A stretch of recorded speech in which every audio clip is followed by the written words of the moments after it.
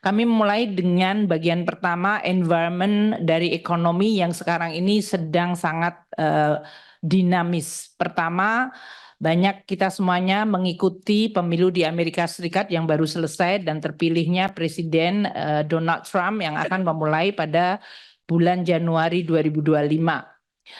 Terlepas dari pemilu, kondisi ekonomi Amerika Serikat relatif resilient, artinya pertumbuhannya masih relatif tinggi dibandingkan negara-negara G7. Pasar tenaga kerjanya juga masih kuat. Inflasi mulai melambat di level 2,4 dan oleh karena itu mendasari keputusan dari The Fed untuk menurunkan 25 basis poin lagi pada pertemuan FOMC pada bulan November ini. Di sisi lain, reaksi dari market, terutama antisipasi terhadap fiscal policy nanti di bawah Presiden Trump, yang kemungkinan cukup ekspansif, tapi remain to be seen, karena mereka juga punya ambisi untuk memotong belanja hingga 1 triliun US dollar dalam waktu 10 tahun, berarti 100 billion per tahunnya. Namun yield dari US Treasury 10 tahun mengalami kenaikan karena memproyeksikan bahwa APBN di Amerika Serikat mungkin relatif masih ekspansif. US dollar menguat terutama juga dengan berbagai arah kebijakan Presiden incoming yaitu Presiden Trump, terutama di bagian penurunan pajak korporasi, ekspansi belanja, untuk beberapa yang sifatnya strategis, proteksionisme dengan menaikkan tarif import dari barang-barang. Selama ini mungkin targetnya adalah Amerika Serikat terhadap RRT yang memang membukukan surplus RRT. Namun sama seperti waktu Presiden Trump bagian pertama dulu, beliau juga US Treasury-nya melihat semua partner dagang Amerika yang surplus. Dan kemudian akan melakukan, jadi mungkin tidak hanya RRT saja yang kena, dan dalam hal ini ASEAN seperti Vietnam dan beberapa negara lain mungkin akan dijadikan poin untuk fokus dan perhatian terhadap pengenaan tarif import ini.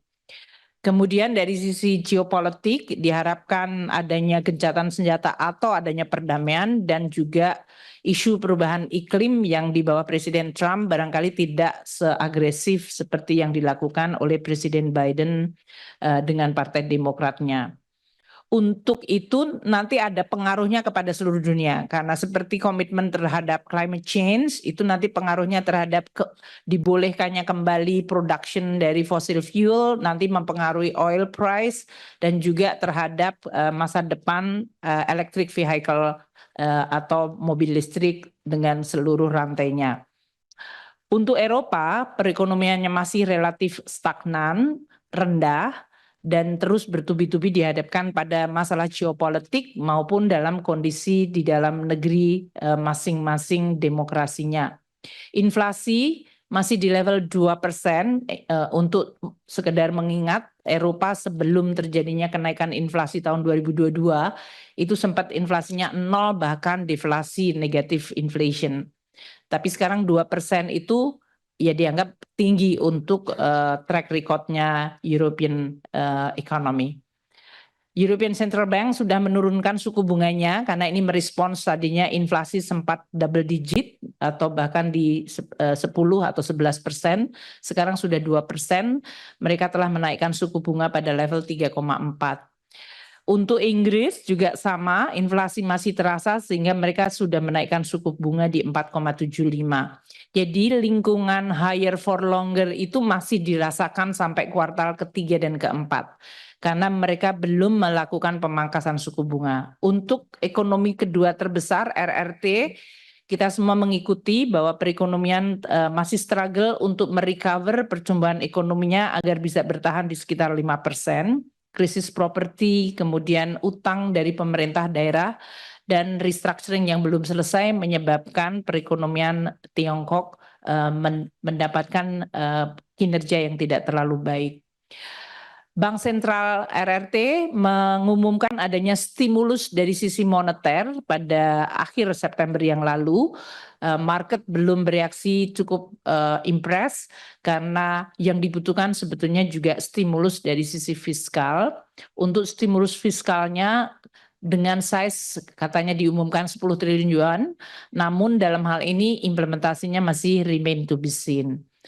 Pertumbuhan ekspor dari RRT pada bulan Oktober kemarin mengalami kenaikan yang sangat tinggi. Ini juga akan menimbulkan tension politik dagang antara RRT dengan negara-negara partnernya.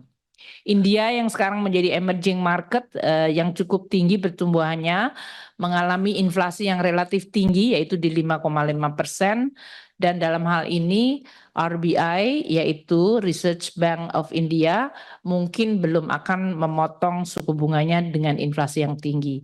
Di negara-negara ASEAN kita melihat banyak negara ASEAN yang pertumbuhannya relatif baik dan recover, sedangkan di Timur Tengah konflik dengan adanya perang baik itu di Gaza, Lebanon, dan sekarang bahkan dengan Iran, Israel, itu akan menimbulkan tension. Environment global yang seperti ini menggambarkan volatility dari komoditas masih akan kita expect berlangsung sampai 2025. Perdagangan akan mengalami protectionism dan tension atau trade war yang diperkirakan juga akan meningkat tinggi. Dan ini pasti mempengaruhi kinerja dari industri manufaktur yang merupakan bagian dari supply chains. Berbagai kinerja ekonomi tentu mempengaruhi fiscal position dari setiap negara. APBN di masing-masing negara harus bekerja sangat kuat. Namun pada saat yang sama banyak negara posisi fiskalnya tidak dalam situasi bagus karena mereka sudah menghadapi debt to GDP ratio-nya yang sudah relatif tinggi. Ini yang menyebabkan dilema yang tidak mudah dari fiscal policy di berbagai negara. Itu lingkungan yang kita hadapi. Dalam lingkungan ini pertumbuhan perekonomian Indonesia masih relatif terjaga. Berbagai negara mengalami juga recovery, tapi beberapa negara justru mengalami perlemahan. Kita lihat terutama yang di ASEAN, Vietnam, Malaysia, Filipina, Indonesia termasuk yang pertumbuhannya relatif tinggi dan kuat.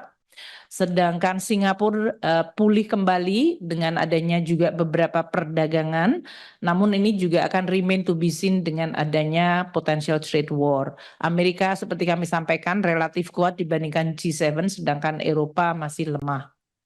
Manufacturing global aktivitasnya dalam hal ini relatif masih stagnan. Kalau kita lihat gambar yang ada di sebelah kiri, 49,4 itu adalah PMI indikator untuk aktivitas manufaktur, itu masih pada zona kontraksi yaitu di bawah 50.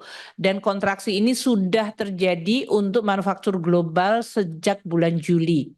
Walaupun kita lihat Oktober membaik dengan recovery kelihatan ke atas, tapi itu masih di bawah zona ekspansi. Dan kalau kita lihat dekomposisi per negara, kita lihat untuk yang ekspansi di atas 50% itu hanya sedikit negara seperti India dalam hal ini, dan to some extent kita lihat yang hijau itu adalah Tiongkok sudah mulai tumbuh. Tapi negara-negara seperti Jepang, Indonesia juga termasuk, itu masih dalam posisi yang kontraktif. Jadi kontraksi jauh lebih banyak, 56,5% dari negara yang dimonitor oleh PMI, sedangkan hanya 43 negara yang menikmati ekspansi yaitu dengan PMI di atas 50. Harga komoditas yang akan mempengaruhi APBN dan ekonomi Indonesia kita lihat relatif masih dalam posisi agak lemah dan ini nanti mempengaruhi penerimaan negara kita.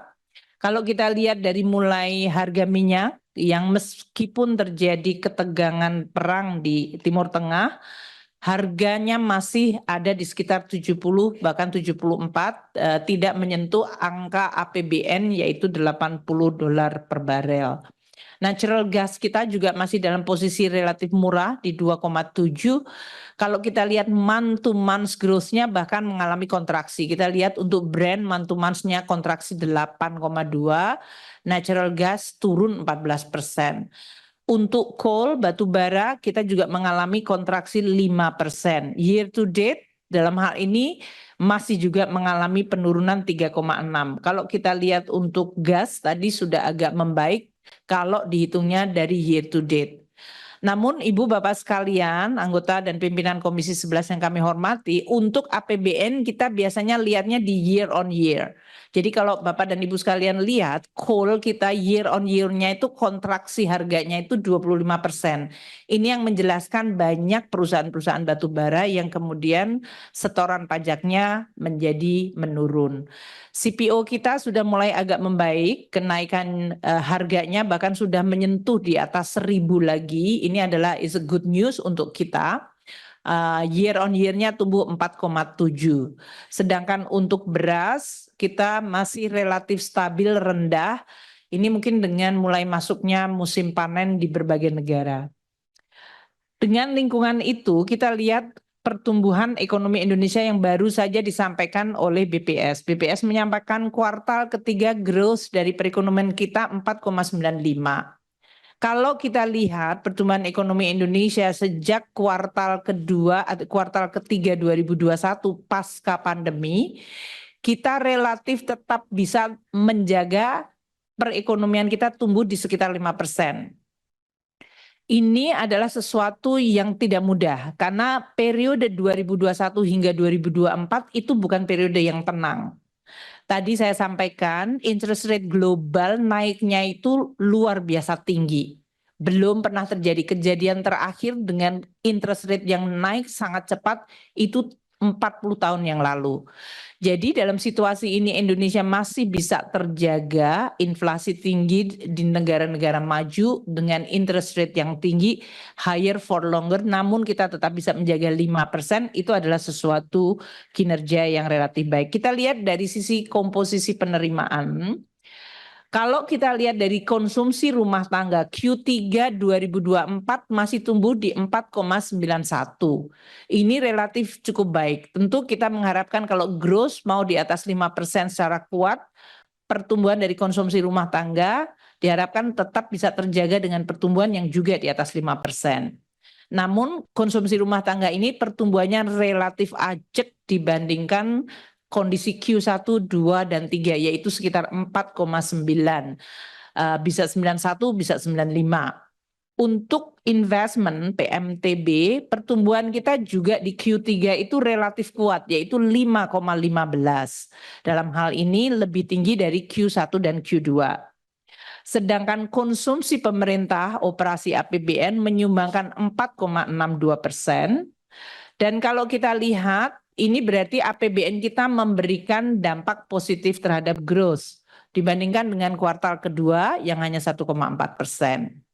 Kuartal 1 pertumbuhan dari konsumsi pemerintah tinggi karena tahun ini kuartal 1 mungkin masih diingat untuk beberapa anggota Komisi 11, yaitu waktu itu front loading untuk mengantisipasi El Nino dan belanja di dalam rangka pemilu bulan Februari. Untuk ekspor kita lihat Q3 membaik yaitu di 9%, lebih tinggi dari Q2 yang 8,2. Meskipun demikian kita juga lihat growth dari import kita melonjak juga di 11,47. Ini di satu sisi menjelaskan kenapa manufacturing di sebelah kanan mengalami pertumbuhan yang lebih tinggi, karena itu ekspor import itu biasanya punya korelasi sangat tinggi terhadap manufacturing sektor. Tapi di sisi lain kita harus berhati-hati terhadap neraca pembayaran kita, yaitu balance of trade dan current account. Untuk sisi produksi kita lihat manufaktur relatif pulih, pertanian mulai tumbuh kembali dan dengan adanya musim nanti panen kita harapkan growth dari pertanian akan recover dibandingkan situasi waktu El Nino. Pertambangan mulai tumbuh positif meskipun masih di level rendah yaitu 3,46. Konstruksi cukup bagus tumbuh di 7,48. Transportasi masih robust di 8,64% growth-nya. Dan jasa keuangan masih relatif baik di 5,49 meskipun relatif lebih rendah dibandingkan kuartal kedua. Untuk industri yang banyak kegiatannya oleh masyarakat seperti akomodasi dan makanan serta minuman juga tumbuhnya relatif sehat di 8,3. Ibu Bapak sekalian, kalau kita lihat dari sisi dekomposisi pertumbuhan ekonomi dari sisi pengeluaran dari tahun-tahun sebelumnya, maka kita bisa melihat bagaimana growth di 2024 ini yang relatif masih bisa robust dibandingkan even pertumbuhan tahun 2023. Kalau kita lihat konsumsi tumbuh di 49, tahun lalu kita tumbuh 4,8. Kemudian konsumsi pemerintah kita tumbuh cukup tinggi 7,5. Tahun lalu 16,2. Kalau kita 2,9. Dan kemudian kita lihat untuk PMTB yaitu investment 4,5 itu masih setara dengan pertumbuhan tahun lalu. Jadi kalau kita lihat di sini sebetulnya pertumbuhan tahun ini masih relatif comparable dibandingkan pertumbuhan pada tahun 2023, artinya bertahan di sekitar 5%. Padahal growth ini sudah dihantam oleh interest rate yang meningkat sangat tinggi sejak tahun 2022. Kinerja manufaktur kita dalam hal ini tumbuh di 4,72. Kalau kita lihat dekomposisi dari manufaktur, ini karena sering dibahas di dalam media dan masyarakat. Bagaimana kinerja dari sektor manufaktur, slide selanjutnya. Kita lihat untuk industri makan minum itu tumbuh di 7,3. Yang tumbuh tinggi adalah yang biru tua yaitu industri yang basisnya logam dasar. Ini ada hubungannya dengan hilirisasi, tumbuhnya double digit 12,4. Sedangkan industri elektronik tumbuh di 7,3. Jadi untuk industri-industri yang tadi berhubungan dengan hilirisasi pertumbuhannya masih sangat tinggi dan untuk makan minum juga masih relatif tumbuh 5,8. Sektor-sektor yang padat karya yang selama ini juga menjadi sorotan terhadap beberapa penutupan pabrik. Kita lihat untuk industri TPT yaitu tekstil dan produk tekstil tumbuh 7,4%. Alas kaki yaitu yang biru itu di bawah 10,1% growth-nya dan industri furniture masih tumbuh 6,8. Ini di Q3. Jadi beberapa industri yang even padat karya dilihat dari catatan Q3 relatif masih tumbuh cukup sehat atau cukup baik. Tentu kita tidak mendinai bahwa dalam realita ada beberapa masalah dari beberapa industri ini. Maka ini yang perlu untuk kita tangani. Tadi Pak Misbakun menyampaikan kita tidak boleh tersihir oleh angka. Meskipun angka ini sebetulnya juga menggambarkan ekonomi. Namun ini tidak selalu juga mencerminkan keseluruhan atau episode-episode tertentu di dalam perekonomian kita yang memang perlu untuk kita terus perhatikan. Agar kita juga tidak mengalami misleading dengan angka-angka besar atau angka makronya. Pertumbuhan ekonomi kita juga didukung untuk memperbaiki beberapa kinerja dari indikator pembangunan. Growth baik di manufaktur maupun sektor tadi menciptakan lapangan kerja, tambahan angkatan kerja di tahun 2024 ini adalah 4,79 juta orang. Dan penduduk Indonesia yang bekerja naik menjadi 144,6. Kalau penduduk yang bekerja naik dan ada tambahan angkatan kerja berarti angka penganggurannya mengalami penurunan seperti yang terlihat di sebelah kanan. Unemployment sekarang di angka di bawah 5% yaitu 4,91.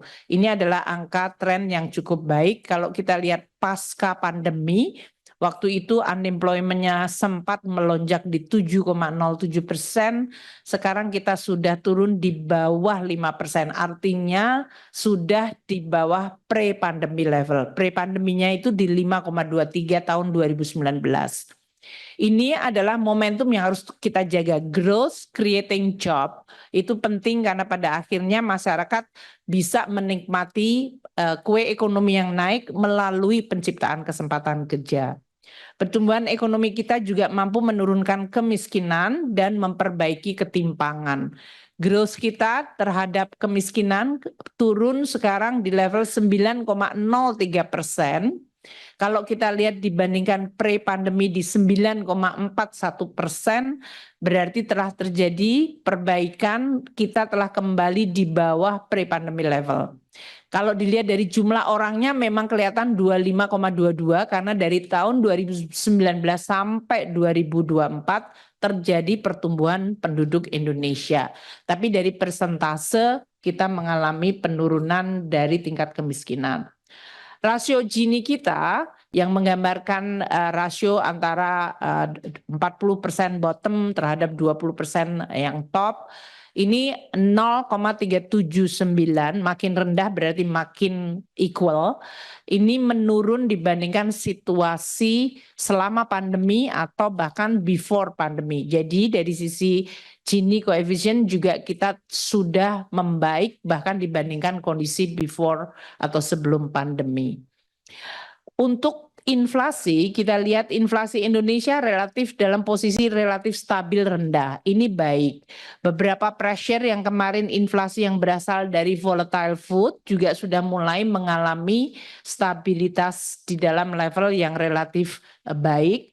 Dengan terlihat volatile food yaitu yang kiri hijau, dulu pada bulan Februari, Januari, Februari waktu harga beras meningkat sangat tinggi, kita melihat inflasi melonjak.